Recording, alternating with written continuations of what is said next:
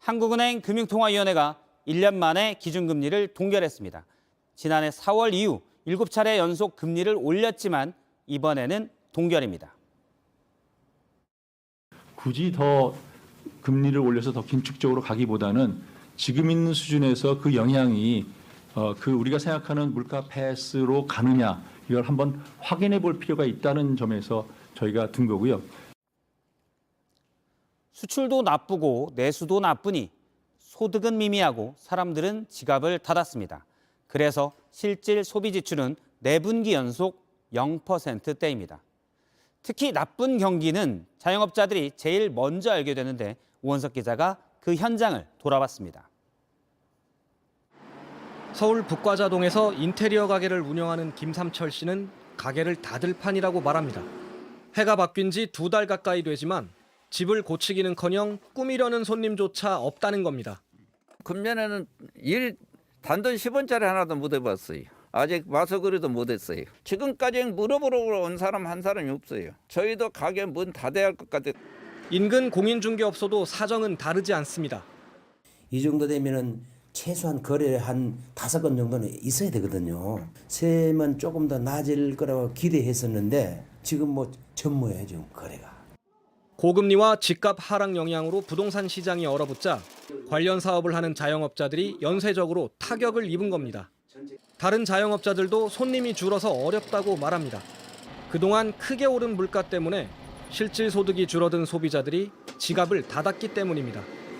작년 같은 경우에는 우리 두 부부가 한 300만 원 이상을 수입이 그렇게 됐죠. 올해 들어서 한 200만 원 겨우 그 정도뿐이 안 되죠. 이렇게 내수 경기가 어려운데 우리 경제 버팀목이었던 수출은 점점 더 나빠지고 있습니다. 이번 달까지 5달 연속으로 감소 행진을 이어갈 걸로 보입니다. 지금 계속 고금리다 보니까 이자 부담도 크고 하다 보니 차량 구매 계획이 잘 밀리고 있다고 하더라고요. 그 라인에 대해서는 투자를 안 하는 거죠. 한 30% 정도가 저희 줄어들었습니다.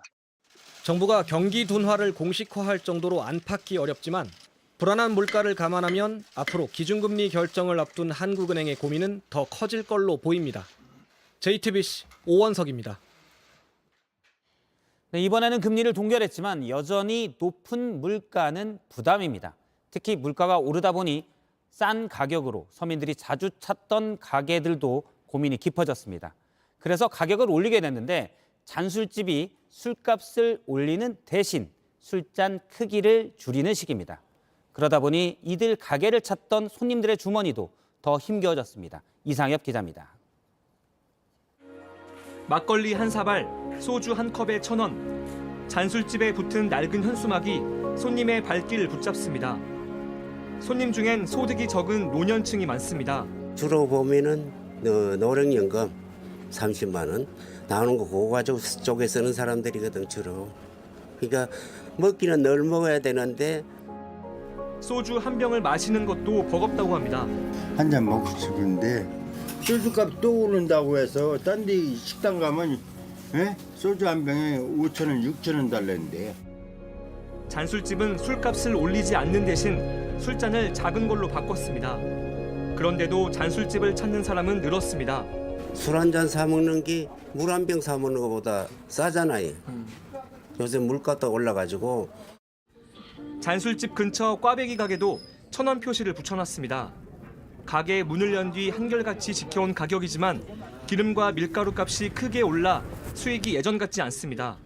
기름값도 지금 통 한 통에 85,000원 하지. 원래 얼마였어요? 3만 원, 4만 원 이 정도 했는데 배 가까이 올랐더라고. 밥 한 끼도 부담되는 요즘 꽈배기로 허기를 달래는 사람도 늘었습니다. 근처 노인회관 밥값 4,000원도 부담스럽기 때문입니다. 옛날에 1,000원씩 할 때는 그냥 먹었어요. 근데 지금 못 먹어요. 왜? 4,000원이 싼 거 아니거든요. 지난해 물가 상승률은 5.1%, 외환 위기를 겪었던 1998년 이후 24년 만에 가장 높았습니다. JTBC 이상엽입니다. 네, 이번에는 기준금리를 동결했지만 그동안 많이 오른 금리는 서민들에게 여전히 부담입니다. 특히 서민들이 돈이 급할 때 쓰곤 하는 보험사와 카드사의 대출 금리는 훌쩍 높습니다. 그래서 이들 업체 역시 역대급 실적의 성과급 잔치입니다. 정희윤 기자입니다. 소득을 따지지 않고 보험 가입자라면 돈을 빌려주는 신용대출 상품입니다. 소득이 적거나 신용도가 낮은 서민들이 급한 돈이 필요할 때 많이 찾는데 대출 금리가 연 10% 안팎으로 은행에 비해 배가량 높습니다. 직접 전화해봤더니 신용 점수가 낮은 편이 아닌데도 금리 부담이 큽니다. 이율 고정금리로 연이율 8.67%로 확인되며 고객님의 금액은 400만 원까지 가능합니다. 카드사 대출 금리는 더 높습니다. 7개 전업카드사들의 1월 카드론 평균 금리는 14.67%에서 15.90%입니다. 그것도 얼마 전 대출 금리를 1%포인트 안팎 내린 게 이 정도입니다. 카드사들이 충분히 금리를 내리지 않았다는 지적도 나옵니다. 카드사들이 자금을 조달하는 수단인 여신 전문 금융채 금리는 2달 새 2%포인트 가까이 내렸기 때문입니다. 보험사는 아직 대출 금리를 내리지 않고 있습니다. 보험사 금리는 국고채를 비롯한 시장 채권 금리에 연동되는데 최근 채권 금리를 많이 내렸는데도 반영하지 않고 있는 겁니다. 보험사와 카드사는 지난해 역대급 실적을 내고 성과급 잔치를 벌였습니다. 여기에는 고금리 대출로 받은 이자가 큰 몫을 했습니다.